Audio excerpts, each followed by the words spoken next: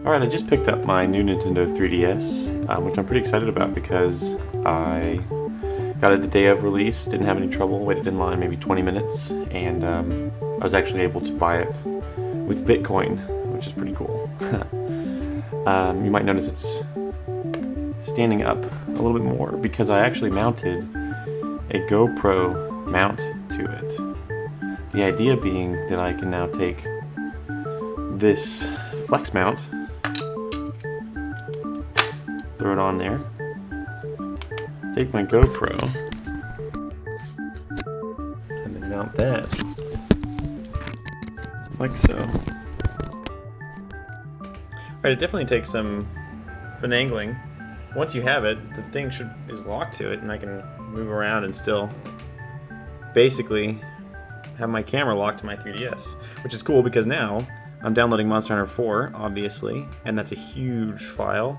So now I can do something that I wish I could do in real life, and just set this down and speed it up.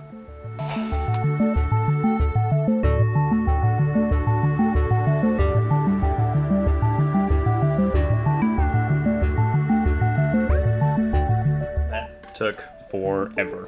I literally went out and got milk, and it still wasn't done.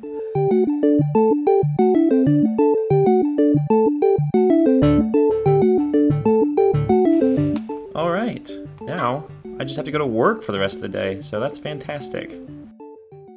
So I spent a lot more time playing with the new Nintendo 3DS, and I have to say I'm really impressed. But in a way that I wasn't exactly expecting, like certain elements that are new that I wasn't really excited about have turned out to be the best. For instance, the face tracking, the 3D face tracking is superb. I usually keep the 3D all the way down when I'm playing games, but I found that just moving because I didn't even realize this was the case, but I just moved my head and I moved my 3DS enough to make the 3D not really effective.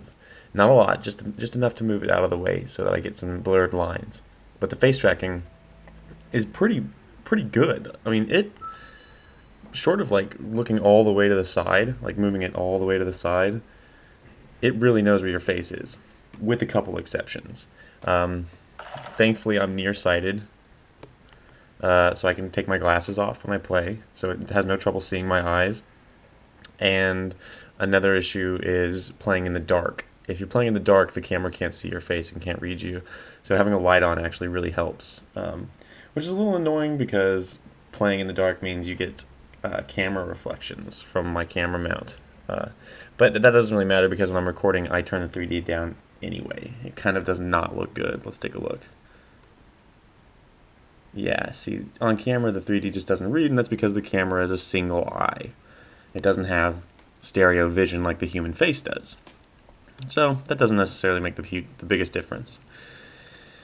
The C-Stick, this little guy, you know, I'm all about the C-Stick. I had a Circle Pad Pro for my original 3DS XL. It's very handy for Monster Hunter, which is clearly what I'm playing.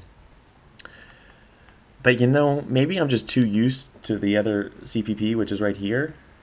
And so I'm having a hard time remembering that my second C-Stick is up above the control pad. But the truth is, it just doesn't seem like a good spot to do quick camera moves. Like if I'm in the middle of a hunt and want to look around, like want to turn the camera around to get a guy and then attack, like it takes me a split second to remember where my button layout is.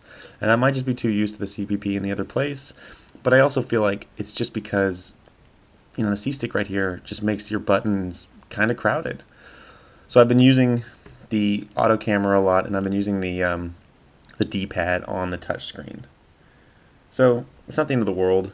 It's just not necessarily as awesome as I'd hoped it would be. Yeah, certainly was one of the elements I was most excited about for the new Nintendo 3DS. But it is really good for using the camera for passive, like look-arounds. So like if there's a shiny on the ground and you need to find it, it's very good for that. But for quick camera moves in the middle of a hunt, it is proving to be less than ideal. But all in all, you know, I'm very happy with this. It's very speedy. That's very cool. The transitions between areas is very quick. The load up is very quick. I like that. So, yeah, I mean, ultimately, my review would be a positive one. I think it was worth the Bitcoin, and yeah, I'm excited to give it a whirl with other games. I'm going to pick up Majora's Mask. I played through Xenoblade on the Wii, and that's a long game by my standards, so I'm not entirely sure that I'll pick that up again and replay it. But I'm really curious what other people think of the game, or of the console. If anyone's having issues with the CPP as well, I'd like to hear that, just because it's like, if this is your first 3DS XL and you haven't played with the Circle Pad Pro, like, are you not having problems moving your fingers around and finding that C-stick on the go, on the run? But all in all, I feel very positive about it. It was a smart purchase. I'm going to use the heck out of it for Monster Hunter. It came out just in time for PAX East in Boston. I'll be heading up there and spending a lot of time in the handheld gaming lounge, playing Smash Brothers, Mario Kart, Monster Hunter. Yeah, so I'm very excited about it. Thanks for watching, and I'll start posting some videos once I advance a little further in the game of me actually doing some fun stuff. All right, see you guys.